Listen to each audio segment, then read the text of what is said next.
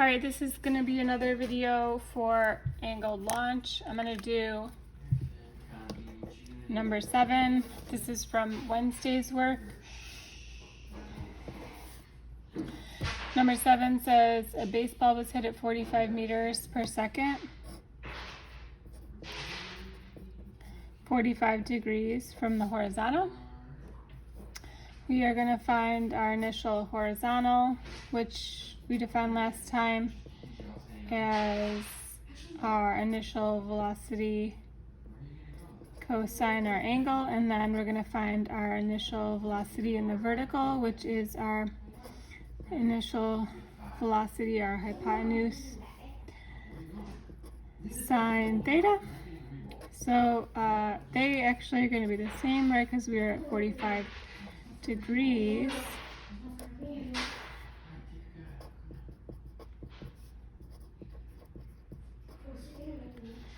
And that is, let's see,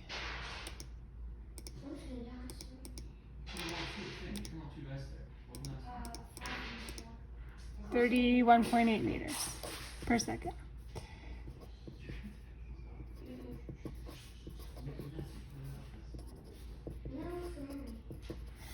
All right, so number 7 asks us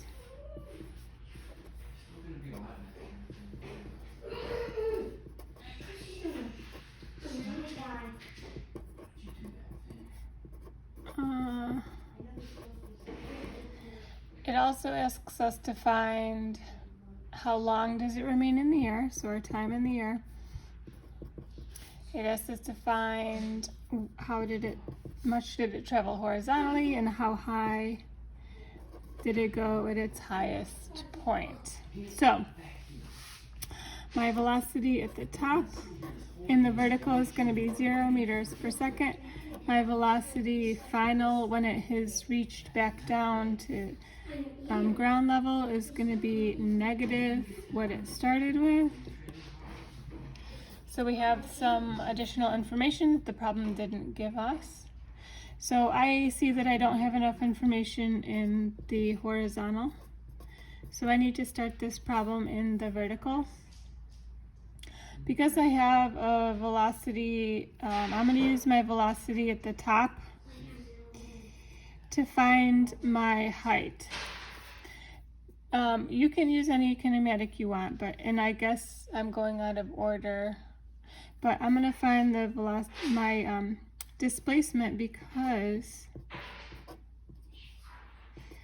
I can use this equation. So my final velocity, or the velocity at the top when I'm at my highest point, is going to be 0.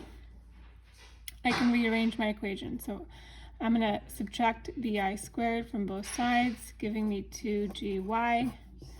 Divide both sides by 2g to get my y by itself. So my initial velocity squared is 31.8 squared.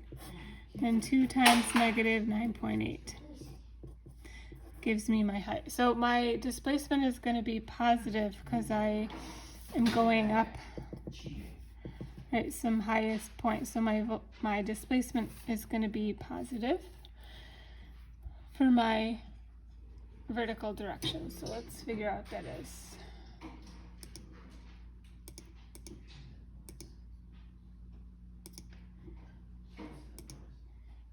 Divided by,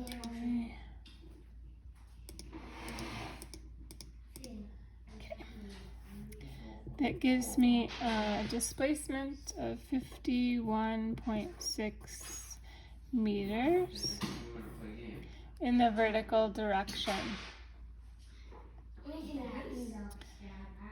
Let's see. All right, so I can add that up here. Just meters. And we can find time. Actually, we have all the other variables, so we can use whatever equation you want to find time. I'm going to use this one because it's the smallest of all of our equations. So my final velocity minus my initial velocity divided by my acceleration gives me my time. the full time in the year. So I want to use my final velocity at the end. So negative 31.8 minus 31.8 divided by negative 9.8. My negatives are going to cancel out. So 31.8 divided by 9.8 gives me a time in the air of 6.5 seconds. And I actually rounded, it was 6.49 seconds. So I can add that to my chart.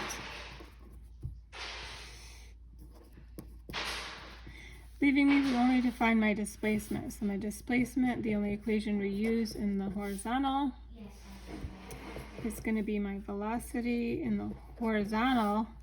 It's the same as in the vertical. So be careful when they're different. Right, we are working in the horizontal, so I want to use my horizontal variables. So my horizontal displacement is going to be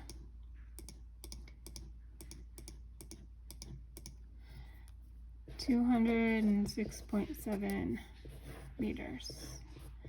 There. So I've done 2 examples for you. They're all the same. You're going to get your initial vertical, initial horizontal by resolving your vector into its horizontal and vertical components. That's it.